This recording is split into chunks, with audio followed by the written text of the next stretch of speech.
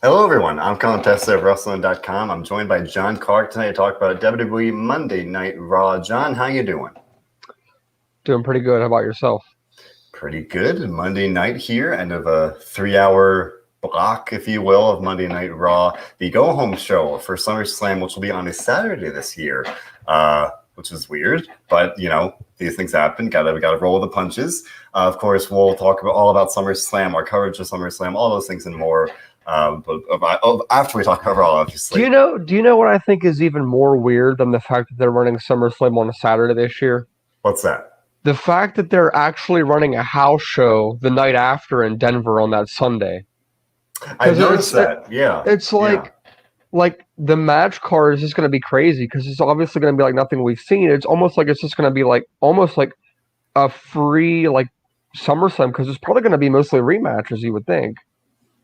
I think that's a fair expectation, and I think they will that WWE would probably play it safe like that. They wouldn't do anything too crazy or unconventional, because we've seen just if you look at you've read them yourself, the house show or live event results, they tend to be the same week to week, yeah, week to week, and then this one. The placement of it being after SummerSlam is interesting. And then Nesh Curse in the comments noting that that is the same day as NXT TakeOver. So that's something as well. If nothing else, just the fact that there's an overlap like that. The only thing that's different is the show is going to be in the evening local time in Denver. So right. TakeOver should be over by that point. So yeah, so maybe not a direct head-to-head overlap, but nonetheless, the fact that they are somewhat coinciding. Interesting though, food for thought to think about. Well, hey, if you're in the Denver area, all the more reason to go to the show on Sunday if you can. You might get a less expensive, less chaotic, may I say, SummerSlam. Speaking of chaotic, let's jump into the biggest part of the show tonight, which seemingly was the angle we got between Randy Orton and Riddle. We got it, I guess, 3 different times throughout the night at the beginning, and then there was a couple backstage promos, and then, of course, the match. Basically, at the beginning, they kept playing off the fact that Orton turned on Riddle, and they were officially not a thing anymore. It turned into a backstage segment where Riddle was saying that he was sad, he didn't want this to end, but he understood that it probably would. And then, of course, as everybody expected later in the night, Orton was getting absolutely destroyed by AJ Styles and Omos. And it turned out that Riddle came back to the ring to save him. Orton gets on the mic and says, I can't believe after everything I've done to you the past 2 weeks, you're still out here having my back and sticking up for me. You've earned my respect. We're officially a team again. And then which the highlight of the night in my eyes was that people thought that since Orton came back a little later than expected, it would be too late for the SummerSlam tag match. They pull a last second, I guess you could say, a Hail Mary here, and they make the match official for Saturday. I mentioned earlier that I think this might be the biggest crowd reaction that we're going to see Saturday.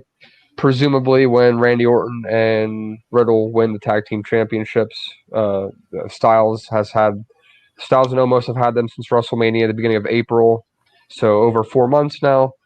What did you think about this whole angle? What do you think about the matchup we're going to see this weekend? I thought this is great. I mean, this I would definitely say is the consistently the best part of Raw. I mean, week to week, it's this kind of, for at least maybe in Raw standards, complex storytelling, branching storytelling between matches and segments kind of flowing throughout the night here. And we saw that tonight as well. You start with Randy Orton and you set up this match with Riddle AJ Styles, a good match. Sure, we've seen it before, still a good match. And then you have, they had advertised we were seeing Orton versus Omos, and that happened later in the night. And while, they decided to go the Raw method of, a cheap disqualification finish there. It was interesting that at first Omos and Styles were beating Orton down and no Riddle. So then part of you had to think like, oh, maybe Riddle kind of learned his lesson in the sense that Orton said, we're not friends, and essentially pushed him away. And then Riddle did make the save eventually. And then, lo and behold, RK Bro was back. They hugged. It was great. The crowd went wild. And that just kind of speaks to the fact that this is working and people are the one part of the show that you don't have to pump sound into because over the past 2 or 3 months, WWE has proven and showed that they do have the creative skills and ability to actually put someone over. Riddle is the case here. He has been over with the crowd. His merchandise has propelled into the top 10 to 15. Granted, he has Randy Orton by his side to help, but he has turned into a, dare I say, main event act. He, of course, is in a tag program now, but I mean, come on, we all know what happens when you're in a tag team with Randy Orton. At some point, some in the next year, they will turn on somebody will turn on somebody, and they'll fight against each other. But that's only going to help Riddle. So, but I mean, Michael pointing out here, he says, don't sleep on AJ winning a SummerSlam unless they're going to split the tag team up. I agree in this aspect if we're looking at the other side of the equation. I don't see a situation in which AJ and Omos stay together if they're not the champions. AJ is simply too valuable as a single superstar. He can be a main eventer. He could instantly be a competitor for the WWE Championship after SummerSlam. So the question leaves that I give you now, real quickly. You do agree that we will see a title change at SummerSlam, right? Or yeah, okay, they've got to, and we're getting a bunch of comments supporting that as well. DJ Cassier predicting new champions, but just a bunch of that seems to be the going quotes here. So let's say we do go in this direction here. The AJ Styles and Omos split up. Is this going to be a friendly split up? Is it going to be somebody turning on somebody? How do you envision this happening? Or do you think maybe they stay together for like a rematch at Extreme Rules and then go their separate ways after that? How do you see this unfolding between the two? I don't think it'll be friendly. It wouldn't feel right to me that kind of buried in the lead here, of RK Bro reuniting. There seems to be a little tension here, with almost seeming a little upset that Styles cost him this match with Randy Orton. Granted, I mean, as he should be. Almost, he was, I don't want to say dominating Randy Orton, but he was in control of this match. And, before he even had a chance to really win, Styles attacked Orton really for no reason other than just, the fact that they're feuding at this point. But if, in terms of the story here, no real reason in terms of like it's not Orton attack him or anything. So almost has a right to be upset, but it would be weird to me to see them split at SummerSlam. Because for me, I feel we've barely really even seen Omos, as a real featured act here. I mean, yeah, they won the titles at WrestleMania, but then they were gone for a while, and it feels like we're not quite there yet. Where I feel like if they split up at this point, that's a situation where you're really throwing somebody to the wolves because, he can be kind of sheltered and protected with Styles, but on his own, great. He's got the size. He's going to stand out. He looks great. He even just his presence, he held his own with Randy Orton tonight. But I mean, and maybe in a more big picture sense, I think that would be maybe a little too soon. Maybe give him a rematch and then you figure out a way to break him up. The funny thing is, we've heard all of this rumor and talk about how NXT is going to be evolving. NXT wants people in their mid-20s that are big guys. Almost fits both of those to a T. I can see a world in which he goes to NXT, possibly to shape his in-ring skills more. But to kind of put an end to this, I do want to agree with you that I think it won't be a friendly turn on each other. I do think they'll get a rematch at Extreme Rules in September and lose that. And then I think from there it'll kind of turn. Just because this is kind of that last, it's like a week before the draft. And I think once they can shake tag teams up and things like that, they'll be okay. But there's not really a new tag team you can introduce right now unless you were going to push Ali and Mansoor, which wouldn't make sense that quickly, I think. I think Styles and Omos, after having a reign of 4+ months, certainly would deserve at least one rematch. Now, who knows if they put that on Raw or Extreme Rules. Extreme Rules is typically known for being one of the bottom tier, like a bottom 3 pay-per-view every year. No matter when, if it's in April, August, September, it's always a different month every year, it seems like. And I can never remember a time when it's been considered like a very high priority show. It's usually a pay-per-view that's historically been after a WrestleMania or a SummerSlam that has been full of rematches from the previous pay-per-view. So I can envision this being very similar to that. Yeah, I mean, and this is Raw we're talking about for all we know, and what we can expect. You might get a rematch a week or two after SummerSlam. Maybe there's some shenanigans, and they find a way to kind of stretch it out to Extreme Rules anyway. I don't think it necessarily needs to be an either or situation, but I think that is pretty likely. Because like I had said, it does feel, or as it would feel a little sudden and odd just if they suddenly broke up. And I do like the idea of almost maybe going back to NXT. And that's saying that makes sense as well, where he could get kind of hone his craft there. And that on paper, to me, that sounds like a logical option. But I'm not sure if they'd want to do that. But that's something to consider, at least for us sitting here just talking about the show. But definitely, a time of changes with just tag teams in general here on Raw, whereas we're talking about a potentially not so friendly split at some point between Styles and Omos. Likewise, it seems like we're heading for another not so friendly split between John Morrison and The Miz. These two guys, Johnny and I have talked about it before. It seems like they are definitely on the road to Splitsville here, and tonight was maybe the firmest indicator yet, where last week we saw The Miz miraculously stand up and run out of the wheelchair, and this week on the special episode of Moist TV, yes, Moist TV, Morrison basically asked Miz about it, and he was kind of hinting like, oh, did you fake the injury or did you lie about it? And they're kind of initially teasing some dissension, and then Damian Priest came in and rather than playing peacemaker like John Cena, he really kind of drove the knife between them and said, no, Miz was faking it. He was clear. And it came to light that he was stirring the pot. Yes, John's making the stirring the pot motion there. That, he was saying that Miz, or he made it clear that Miz was cleared weeks ago. And, that definitely drove some tension into the situation there. And one of the lines of the night was Damian Priest, once it was clear that he'd be getting a match with The Miz, he said, it's a little moist in here. Let's dry it up. The moist puns continue. This, I will say, I was a little miffed with all the rematches we got tonight. Obviously, I think most people would be, but it's fun. And for me, I'm focusing more on the big picture. That it looks like we're pretty firmly going for Miz and Morrison turning on each other in some capacity here, right, John? It looks like we're getting a segment between these two on Saturday too, right? Didn't they tease like something big for SummerSlam or something, and then Morrison said, "Oh yeah," or whatever? Am I mistaken there, or is that what they said? I didn't really catch what happened. Yeah, I know There was a backstage promo where Miz said he had this idea for something big at SummerSlam, and Morrison said, "Yeah, let's do it." So my long story short, I agree with you. They are breaking up sooner rather than later. This to me is the perfect Extreme Rules type match because they have the history, they have the story already behind them.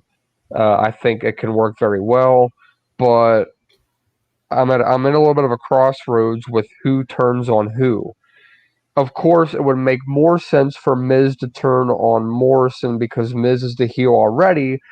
But in another way, Morrison could still be a face by turning on Miz by kind of being like, I'm not going to put up with this anymore. right. I know you lied when you said you've never used me, you've never did this or that. So either SummerSlam or next Monday in San Diego, I would assume it'd be one of those two. Who do you see turning on who here? And what would you prefer to see? I would definitely prefer to see Morrison turning on Miz at this point. I mean, Miz turning on Morrison, yeah, it makes more sense, or it makes more sense in the fact that we've seen that so many times, and that tends to be the pattern that we see unfold pretty often here. I as long as we get the destination, I'd be on paper, I'd be happy either way. But for me, I think I'd rather see a world where they maybe shake it up even just a little bit. Yeah, Morrison turning on Miz wouldn't be unprecedented either. Partners kind of turn face in that sense, and you see that a lot as well. I just feel like the partner turning and on the other guy, the heel turning on the other guy, that's set up to be the face. You see that as well. That's what we saw.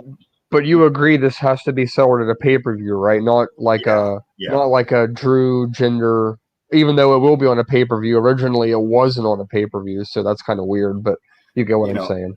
I do, and I would hope that they would do right by this. We saw this feud back in guess that was 2010, 2011 when they initially split up. And now, of course, all this time later, things are quite different. Both guys have gone to be world champions, and Morrison left, came back, all these things. So, you have the history and that growth, the evolution there between the two guys. The fact that they found the way back to each other, and now here we are. They'll play all that into the story, I would assume.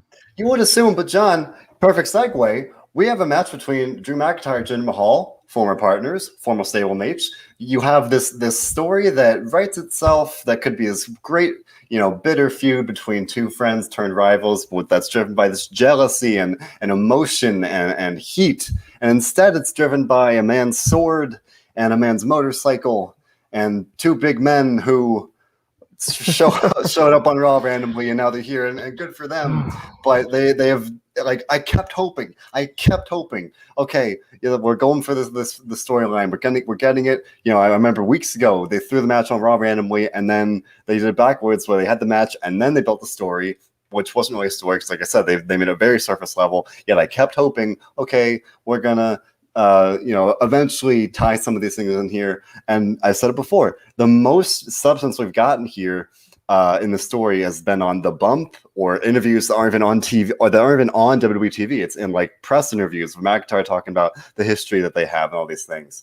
Not this is, if anything, it's referenced or a kind of a throwaway line. Or again, it's one of those many situations where we're supposed to connect the dots ourselves, and I'm fine doing that. But because far too often WWE will hammer you over the head. But I'm asking for more than this, because this story firmly about motorcycles and swords, and if you're into that, cool. But for me, if this was done properly, to kind of compare it directly, what they have with Miz and Morrison, this could be. And again, we haven't seen what they're going to do with Miz and Morrison yet, but they both have that potential to be this very emotional and heated story. If I tweeted about it during the show, this match here, or the feud between McIntyre and Mahal, it doesn't even feel like SummerSlam level feud. I mean, this feels like something that could have a blow off on Raw.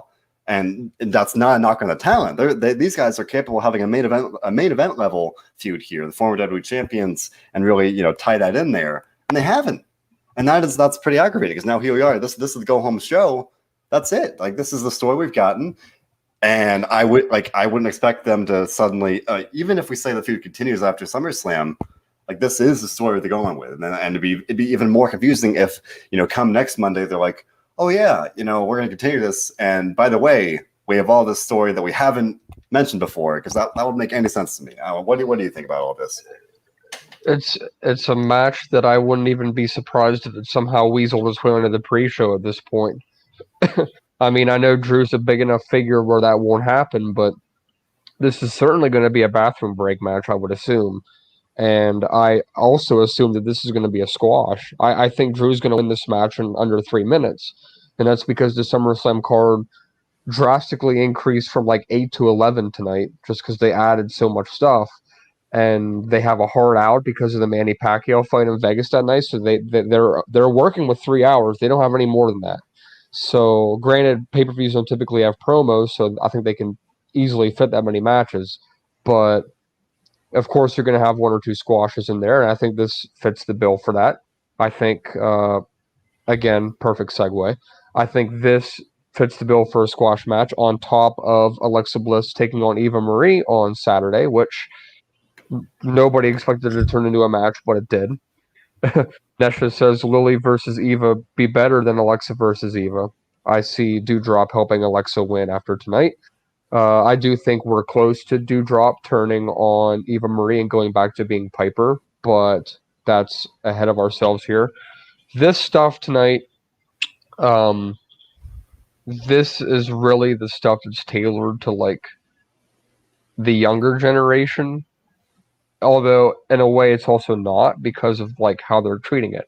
But whenever you have an adult female that is presumably afraid of a doll that has magic superpowers because of somebody that gained these powers from somebody who ended up getting fired, the whole thing, if you really sit down and think about it, doesn't really make sense.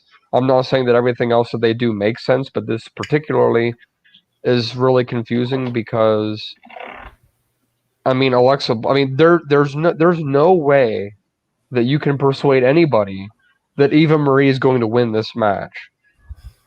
This she might not even get into the ring. This might just be one of those things that we've infamously seen before, where Alexa Bliss is in the ring and Eva Marie's entrance hits, and all of a sudden she's hurt or she can't perform or whatever. And we've seen this before with Becky Lynch at a pay-per-view when they like in 2012.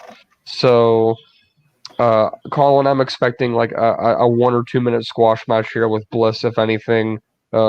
They'll do some kind of graphics on the screen to make Lily look like she's alive and blinking or walking or whatever. And this, I mean, Alexa Bliss does the character well. So luckily, the crowd isn't really reacting as negative as they are for, say, somebody else, like Jinder or whatever. But that doesn't mean they're interested in it. That they just like Alexa Bliss and her merchandise sells well, and that's just, you know, that's just how it is. But of course, Eva Marie, she gets literally no reaction. If some boos, and do you agree this is going to be a squash, or do you think that they have some kind of a trick up their sleeve? I don't know. I mean, this is a weird match in that it's been kind of clear this is where they're going, and so these two women have been feuding for a couple weeks now, and they've been doing Alexa Bliss and Lily with the playground, and Lily winked last week, and all these things. You know. Hey, one other thing, do you notice that some weeks they spell Lily with one L, and some weeks they put two L's in Lily? Like, let me tell you, it makes our really job a lot harder, John. It makes our job a lot harder because like we're like trying I remember last week on TV it had one L, and then it had two L's later on, and then tonight I had one L again, and I was like, what? Like I've been pretty much convinced it's two L's, and then there's every here and there. I'll look on the screen graphic and it'll be a one L, and then who even knows? Maybe they can't make up their mind. I don't know. But for the match itself here, I'd expect some shenanigans. Lily winking, Lily walking, Lily popping up on the screen, or on the flip side, Doudrop doing something. Alexa Bliss kind of used some mind control on her tonight, or hypnosis, whatever you want to say. So maybe we're in store for that on Sunday or Saturday, not on Sunday. We spent at least 5 years with Bray Wyatt waiting to find out who Sister Abigail was going to end up being, and it ended up never being anybody. Some people say it was Alexa Bliss, but it wasn't. That was something different. And then now we have this Alexa Bliss and Lily, and people are wondering, well, originally people thought that Lily would end up being Bray Wyatt, but Bray Wyatt obviously was fired, so it's not him. Yeah. So people were wondering, like, who's Lily going to turn into? And I'm like, well, you're going to be waiting 5 more years probably, and it's not going to be anybody. It's going to be a doll. It's going to be a doll. It's going to be a doll. She'll go to timeout again. You'll never see her again. I don't know. I think she needs to get a title opportunity, and I think, and you can explain to everybody the crapshoot we saw with the Raw Women's Title division tonight. So why don't you go ahead and tell us about that? But before you get there, I'm just saying that Alexa Bliss will be next in line for whoever comes out of that on top. Man, I've been saying that since January, and I still remain very upset that one episode of Raw in January, when it looked like Alexa Bliss was going to pin Asuka for the title, they were right there. They're going to do it. Alexa Bliss had a lot of momentum with the Bray Wyatt gimmick at the time. And then Randy Orton cost that match, and the rest was unfortunate history. Now here we are, call it 7 months later. Bliss has not gotten the title shot. So hopefully whatever happens on Saturday. I keep thinking it's Sunday. It's Saturday. It's a very weird adjustment. That she would. I would like to see Alexa win, and because I think she would stand to gain more from it. I see her as a definite title contender, whereas Eva Marie, not so much. I don't think that's too harsh to say. I mean, I think that's fair. So that's what I would hope to see, and however it happens, whether it's Lily or Doudrop.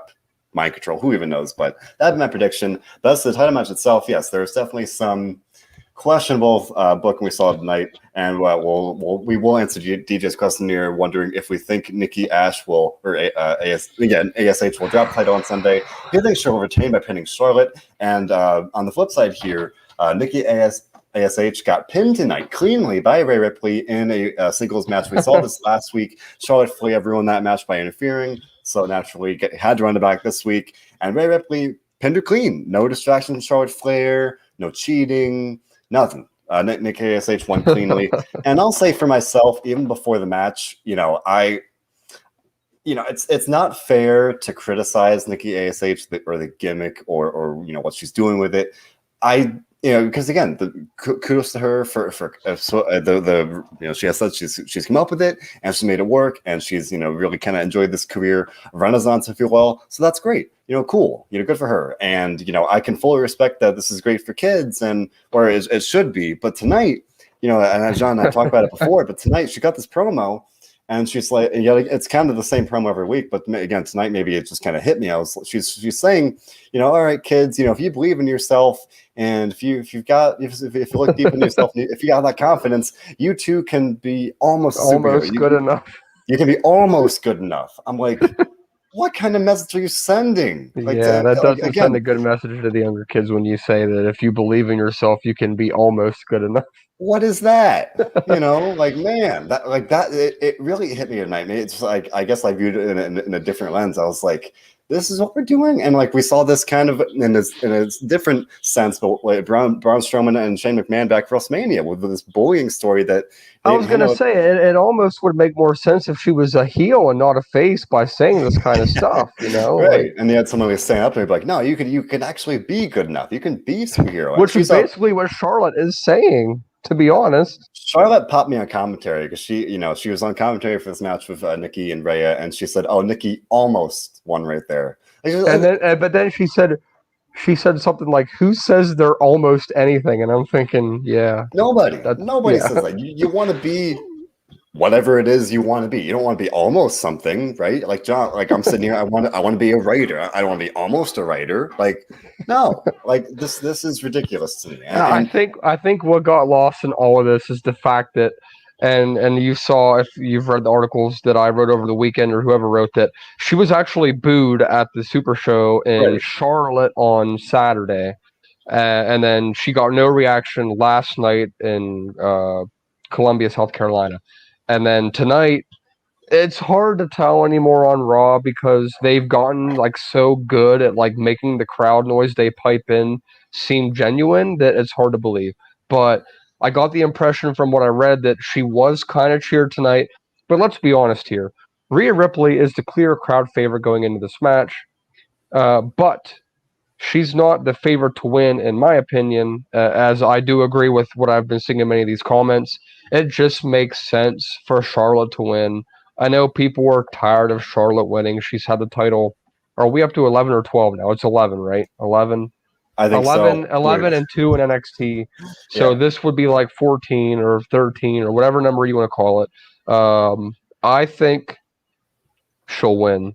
People have all these weird opinions that since Andrade and is in AEW and that Ric Flair might go to AEW, that Charlotte's on her way out the door, they treat Charlotte legitimately like she is the queen, like she says she is, and she's not going anywhere. I think she's going to win.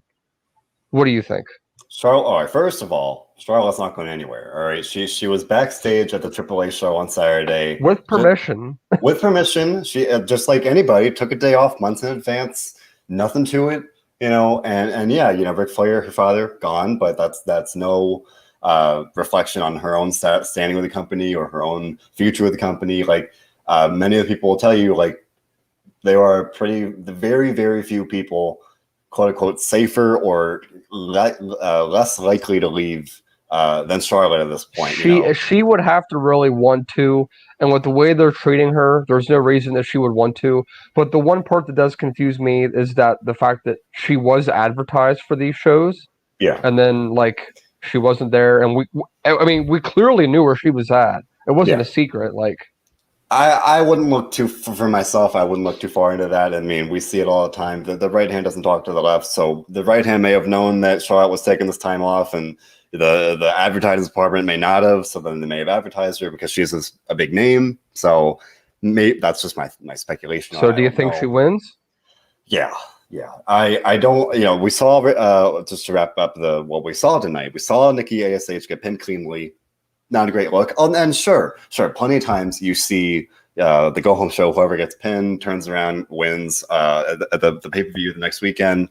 Sure, that's something we see all the time. But this is more kind of a continuation of this pattern we're seeing. And I'm not trying to contradict myself. I could easily see them like kind of flip it and say, oh, she pulled off the big win when it counted the most, and she's almost a superhero. Hooray! But I don't know.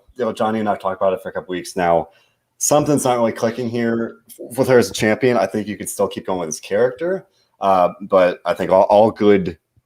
Almost another thing we should point out is they have more than 5 women on their roster.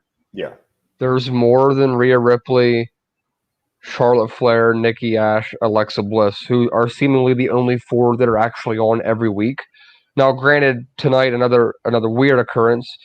Charlotte finds an unlikely ally in Nia Jax, but then they argue during the match, like, why did Nia Jax want to be her partner in the first place?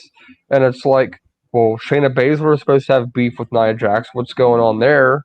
Like, it's just confusing. And of course, Asuka, who has been gone for so long that people think she's hurt. She's not hurt. She's just been gone for 2 months with nothing to do. One of those unfortunate situations where creative has nothing for you, and she's there as far as we know, and just doing her cooking show. That's all she does now. And hopefully they'll find something for her. She's way too talented to be on the sidelines. She's going to SmackDown. Guaranteed, yeah, she's going to SmackDown. There are a few people that need a change of scenery more, and I think she would definitely benefit from that. It was good to see Nia Jax without Shayna Baszler here, as Nestor Curse pointing out in the comments, but they did show looking Shayna dominant too. Yeah, Shayna, or I should say Nia looked good. She was in this tag team with Charlotte. It was a little confusing that they did, have that as the team. And John, you just said they had other options. On at least on paper, you look at Alexa Bliss or. I don't know. It feels like they did have some options there other than this. And more in the sense that we've seen Charlotte and Nia Jax kind of feud before, even in the last year-ish. They're not like friends on screen. She could have picked Aaliyah. That would have been a good way to introduce her to the show. Like, look who I brought in, I thought they would do that. I thought it'd be somebody new. She had said, I don't play well with others. And to me, that's like, okay, I wasn't expecting someone on the show because that she has history with. Yeah, presumably she's already pissed off most people on the show in one way or another, or nobody really likes her. So then you bring in somebody new that she hasn't had an opportunity to, clash with or upset in that sense. So it was a good match, and then Charlotte got the win, so she definitely has the momentum heading into Sunday. Yeah, and DJ says the reign is too short to have Nikki lose it already unless Nikki Bella goes on her Twitter and shows up at SummerSlam. So that's not happening. Nikki Bella's not coming. But the first part of that, the reign is too short to have Nikki lose it already. But how many short reigns have we seen? Does anybody forget like the 24-hour reign that Charlotte had like last month after she beat Rhea Ripley the first time? Nope. And I mean that's been like they've done that a lot in recent. And I hate to talk about short title reigns, but Colin, could we be in store for another short title reign? And what I mean by that is this Saturday we will see Bobby Lashley take on Goldberg, possibly accompanied by Gageberg. I'm not sure. They teased that, but then they didn't. And then MVP, of course, there too. But could we see Goldberg win this match and presumably drop it at Extreme Rules or that Raw or whatever? And what I think is a smarter move here, does Bobby Lashley pick up probably a dominant win and because Goldberg doesn't do any matches over 5 minutes anymore. He's too old. He can't do it. No surprise. But does Bobby Lashley look dominant and win and leave everybody wondering what's going to happen next with him? Or do you see I don't want to call it an upset because they've built Goldberg up to almost be like a favorite in this match, but do you see Goldberg winning? Yeah, I mean, we've talked about it for a couple weeks now. There's always a chance, and I think Goldberg's in that Charlotte Flair category. There's always a chance. You know, they would go back to the habits of, okay, yeah, Goldberg. You know, the people cheering. If Goldberg wins this championship, Big E's music better immediately be hitting on the loudspeaker, and he better come out and Well, never mind, because he doesn't even have the briefcase anymore. Baron Corbin stole it, so Exactly, that's not going to happen unless he gets it back on Friday. So I mean, listen, Baron Corbin cashing in would get a massive pop, massive pop. Just throwing that out there, even though that would be very confusing. But that would be WWE hitting the full like just F it button, being like, you know what, we're done. I think people would love it. I think it would get people talking. But yeah, you seem to agree that there is a slim chance that Goldberg could win, just because he's Goldberg, and like you said, it's like sort of like the John Cena effect. And let's not beat the buck, go past what's going to happen on Friday night. CM Punk is probably coming to AEW Friday night, the night before SummerSlam. That's going to be the talk for the next week, 3 weeks. Yeah. So if WWE, and we've already seen reported today from WrestleVotes and other reliable sources that have said, when CM Punk shows up to AEW on Friday, do not expect WWE to make a reactionary counter move on Saturday to try to counter that, because there was talks, well, maybe they'll bring in The Rock on short notice. The Rock's not coming back till November. But as far as now, there's nothing they can do. There's nothing they can do. Exactly. There's nothing they can do to match the buzz of CM Punk. Nothing. No. So nothing. For me, that kind of, I don't know. I feel more comfortable having that mindset rather than going to this weekend on the WWE side of things and saying, okay, they're going to do something big, kind of match that. Like, no, there's nothing they can do. They kind of got to accept, like, AEW's going to do that, and they're going to be, they already have been the talk of the town, but like, then they're going to do that, and then they're going to be like the talk of the town. Like, everyone's going to be going crazy. There's two comments. One from Steven Chambers. He says, Bobby Lashley should win this. Goldberg will give him a good match if he doesn't knock himself out hitting his head on the door on the way out. And then Luke says it's their own fault, implying that they could have had CM Punk back, but they said CM Punk's basically overhyped. His hype has died down. Clearly not the case. He sold 17,000 tickets in 5 minutes in Chicago, not even knowing he was going to be there. So that was a big Vince McMahon bluff, thinking that, oh, nobody cares about CM Punk anymore. People care about CM Punk, and they will for a long time. So for me, I guess maybe because of that, I guess I would more expect to see WWE keep on keeping on, in the sense that, giving Goldberg the title might be as close to a reactionary move as they could make, in a very, like, on paper sense. Like, that's not a... I still think they could get, if they gave John Cena that 17th championship, I think that is the most buzz they could create coming out of this weekend. Yeah. The fact that Cena has dethroned the face of WWE. Of course, it doesn't make him look good, because if Cena does win, he's not staying past Extreme Rules. Like, that's it. You're only getting another month out of him, and that's it. Yeah. So, I mean, I tend to agree that Lashley will probably win, but Goldberg, if they wanted to make noise, could be a possibility. But we also agree on the fact that there's simply nobody they can bring in. They can't bring back Braun Strowman or Bray Wyatt, and it still won't be as big as CM Punk the night before. I think they could, in purely a tactical sense. I think if they're still on their non-competes, I think if they really wanted to, or if there is mutual interest, I think they could negotiate a deal. But that is pure, like, just saying that is a possibility. I don't think it's going to happen. I don't think it's even in the cards. I don't think that's that's not even reported. If they really want to make a splash, they need to get Adam Cole to re-sign pen to paper this weekend and have him at SummerSlam come out in some capacity. Yeah. He would be a good challenger for Bobby Lashley after Goldberg, because there's nobody else that could be a challenger. But, Luke says, in the end, nobody's going to care anyway, which It's true. After a couple of weeks, the hype will probably die down with CM Punk, like it did with Sting, like it did with Christian, like it did with everybody else that went there. I think CM Punk's will last a little longer than everybody else's Agreed. did. Yeah, But that's different. come this time, 2 months from now, he's just going to be a AEW superstar, and that's going to be it. I will say, just to put a wrap on it, I think the Goldberg Bobby Lashley match will go one of two ways, with a very small chance for a third outcome. I think it's either going to be, as you said, John, pretty short, decisive, Lashley winning pretty easily, probably less than 5 minutes, likely. I think that'd be good. But real quick, Ben Jones brings up a good point. I mean, we're forgetting about Brock Lesnar here. I mean, it's like we've just forgotten about him because it's been assumed that he's not coming back anytime soon. Brock Lesnar would be a splash if he came back. Either if it was for Lashley or Reigns, there's arguments to be made there. I mean, everybody wants to see Lashley and Lesnar.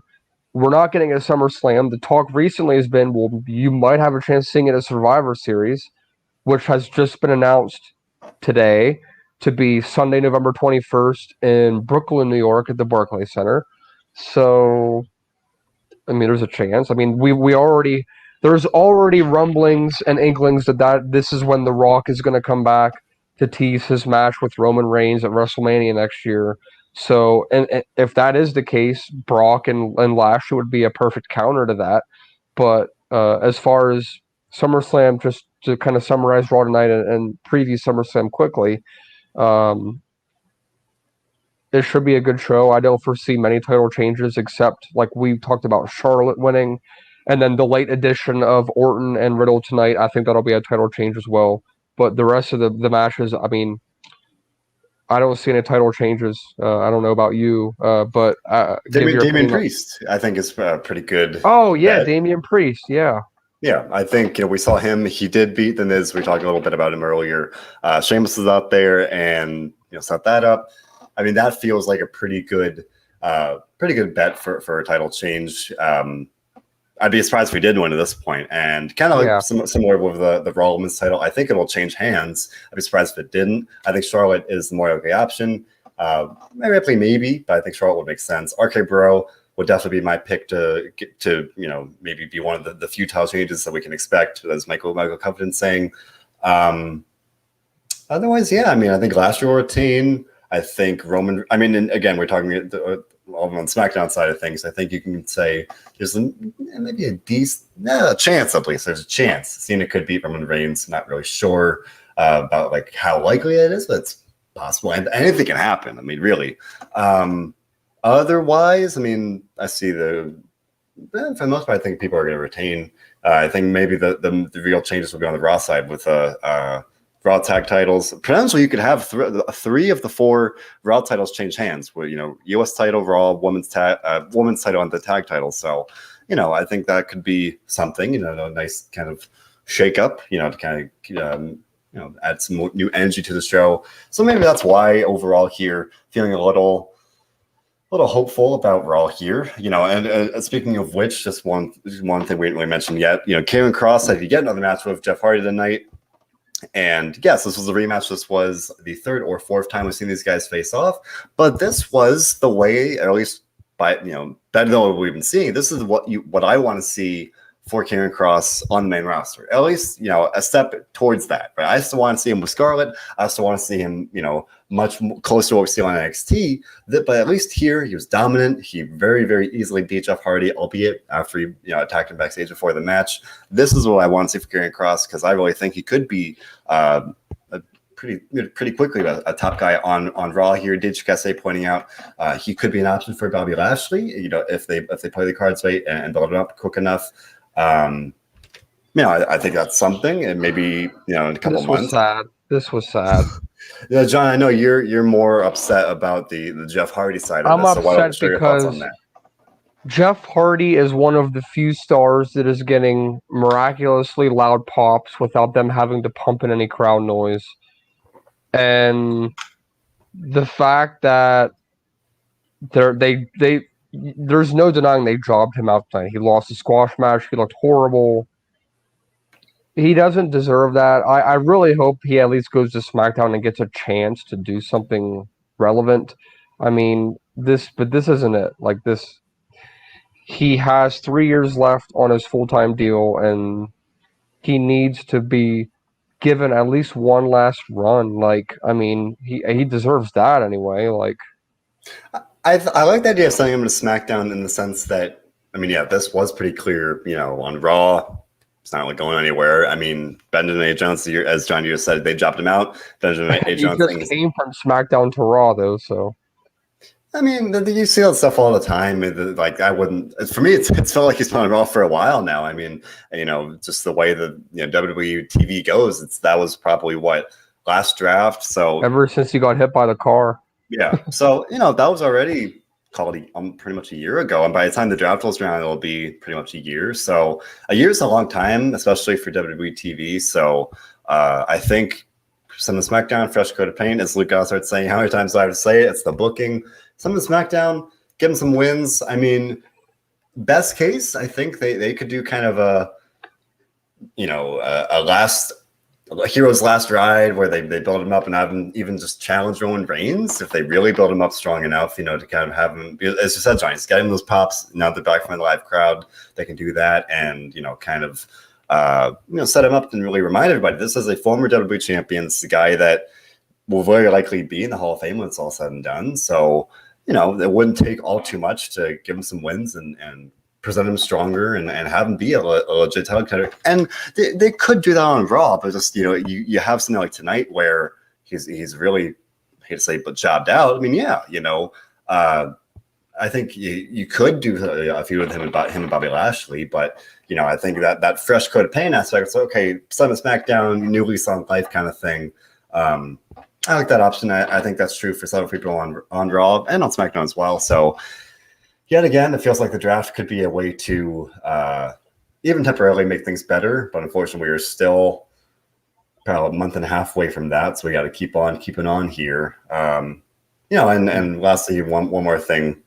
Johnny mentioned Mansoor and Mustafa Ali earlier. Mansoor had a match with Mace tonight, and Mustafa Ali helped Mansoor beat Mace. So I thought this was fun. Good win for Mansoor. And, you were talking about, especially if RK Bro wins the tag titles, they're going to need some teams to face. I don't think Mansoor and Mustafa Ali are ready for the titles yet, or let alone to win the titles, even to challenge for him. But, I mean, you build them up like this, give them some wins as singles and as a team. Not all too far from seeing them potentially in the title picture. So I thought that was fun. And also here, the return of some cinematic 24/7 title shenanigans where Reginald was in a park. They showed an on-screen graphic where I think they said WWE has, I think it was like 12 million TikTok followers, which is more than NFL, which is pretty crazy. Yeah. And that's just kind of a reflection. We were talking about last week. Reginald got like, I feel like it was like millions of TikTok views just on his own for all the flips and stuff. So, I mean, I like this, nothing really substantial to it other than the fact that Reginald escaped with the title. He did some flips. People love flips. And I thought it was fun that we saw this return of like cinematic stuff where, it's something different. And I like when they did this back in the days when we had R-Truth and Drake Maverick running around doing crazy stuff. I think that the 24/7 title, it's meant for shenanigans and quote unquote comedy or shenanigans, stuff like this. So, I have no complaints here. Kind of silly, harmless, something kind of a diversion in the show, if you will. Much to it. Yeah, it was all right. I mean, same thing we've seen in the past couple weeks. Yeah. Nothing really noteworthy. What did you think of the show as a whole, though? 1 to 10. I mean, we were talking about it before we went on. I had more fun with it tonight in the sense that I guess we're just reaching that point. We've been there. We've been talking for months. There are shows where it's a slog to get through. It's not a fun time. And I guess I've lowered my own bar where I'm like, all right, to enjoy the show, I'm not going to take it seriously. I'm just going to like try and have fun with it. There were a lot of rematches, which wasn't great. I had some fun, just kind of laughing at the show here and there, maybe more than usual. Moist TV was ridiculous. There were some fun lines overall. Goldberg, Bobby Lashley, that's the final show closing angle was really nothing. There's like really nothing really to it. For Raw, it wasn't bad. For Raw, again, maybe more just my own expectations for it, where I thought it was fine. For SummerSlam Go Home, not great, but it wasn't a bad show. I'll go for like a 6.5, on the Raw, and I'll go with a 6. On the Raw curve, I'd probably even go for a 7, but maybe overall probably 6.5. Not a bad show, fun matches, fun angles. That 6.5 is very much carried by the RK Bro stuff. That was very much the highlight of the show. I enjoyed it a lot.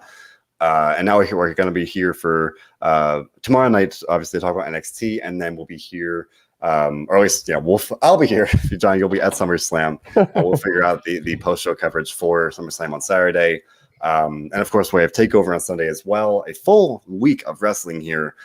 Friday and Saturday would be crazy. You've got SmackDown, Rampage, The First Dance. Impact's got a show. Ring of Honor's got a 2-night show. We've got SummerSlam on Saturday as well. And you're holding down the fort while I got my boots on the ground on site. You got your boots on the ground. I got my butt on my couch. It's a good time. To each their own. To each their own. But that regardless here, as I said, we're doing the NXT show, the TakeOver show, all these things, and we've got a great stream of interviews constantly coming out. You guys, Bo Pris recently interviewed Paul White. He interviewed Matt Cardona. We've got a lot of coverage for Heels, the Stephen Amell and CM Punk series about wrestling on Stars. Got to check that out. And that was one way to enjoy wrestling on top of all those shows I mentioned, available on SoundCloud, Spotify, YouTube, Apple Podcasts, whatever maybe. We've got you covered. So, this week it's fun. There's so much wrestling, maybe even too much. We're getting some content about the show here. A nice variety of ratings for Raw. But as I said, so much wrestling. That's definitely a buzzworthy week here with CM Punk presumably showing up on Friday at AEW, SummerSlam on Saturday, TakeOver on Sunday. Lots of good stuff across the board. No matter kind of which company's flag you fly or whose side you're on, you don't even have to be on a side. You got to enjoy the wrestling. That's all we do here. So no matter what, just remember that, right? Remember, whatever company you like, whatever floats your boat, we here at WrestleZone strive to help you to help you do one thing above all others. And John, can you tell me what that is? Keep the latest information and news about what's happening while also enjoying all of the action. Indeed. Thanks.